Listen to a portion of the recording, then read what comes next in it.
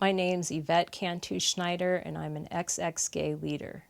I was involved in the movement for 20 years, and people would get excited like, oh, I don't have to be gay anymore, and that means that my parents will approve of me, my pastor will approve of me, my church will approve of me, but no one ever changes. So it just becomes this burden that you're saddled with, trying to please people around you, try to be something you're not, and it only ends up in destruction. People become depressed, and they start living double lives, and their lives just get more and more burdened down, and it never leads to anything good. I have seen this countless times over and over and over again.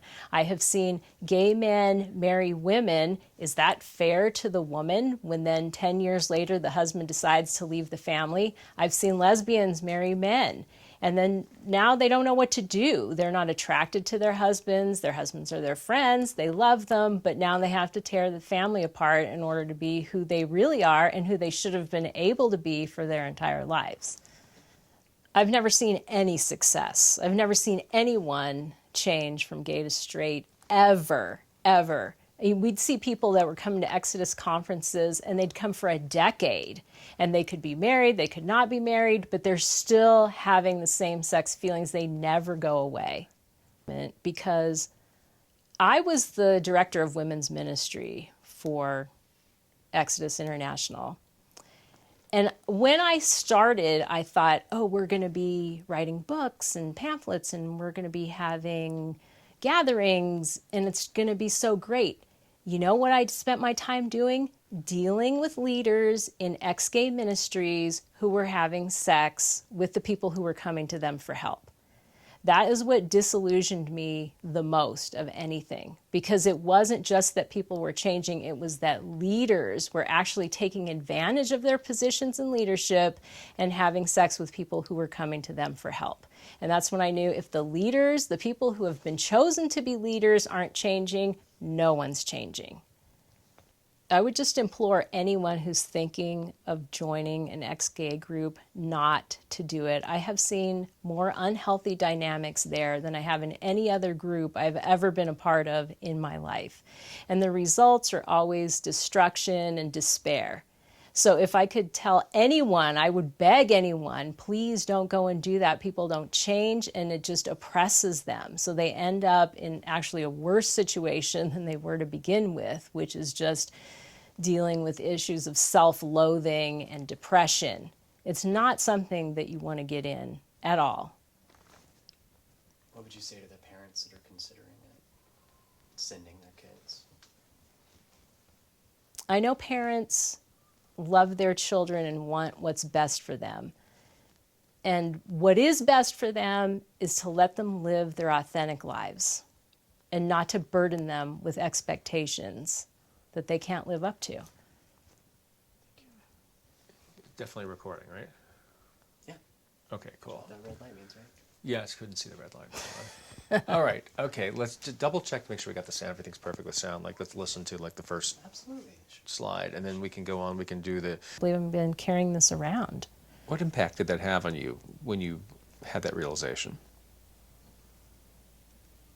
I felt like, why did I believe this in the first place? I really had to go back and think, what really hooked me in? Why did I do this? I really need to understand that about myself, because I see that as a flaw that needs to be addressed. And, you know, so there was this sense of, God, what? I thought I was better than that. I'm not as great as I thought I was, that I would be susceptible to this, and that I would be just so easily sucked in. And that was concerning. Like, I thought I was a discerning person, and I had to come to terms with the fact that I wasn't, that I could easily be sucked into something that, you know, was as damaging as this was. And what would you like to say to those who were LGBT, who saw you on TV or saw some of your work with FRC to them? What would you like to say to them now that may have been harmed by it? There were people that I think of specifically that I have spoken to through Fellowship of Christian Athletes, Athletes in Action, Exodus, that I have talked to and said, I'm really sorry. You know, I should have led you in a better way. And I wasn't the leader that I should have been. And I apologize for that. I really do. But there are other people who I didn't get a chance to do that with. And those are the ones when I spoke on college campuses and I spoke at conferences, and they would stand up and they would question me and they would plead with me to see their story, and I didn't at the time.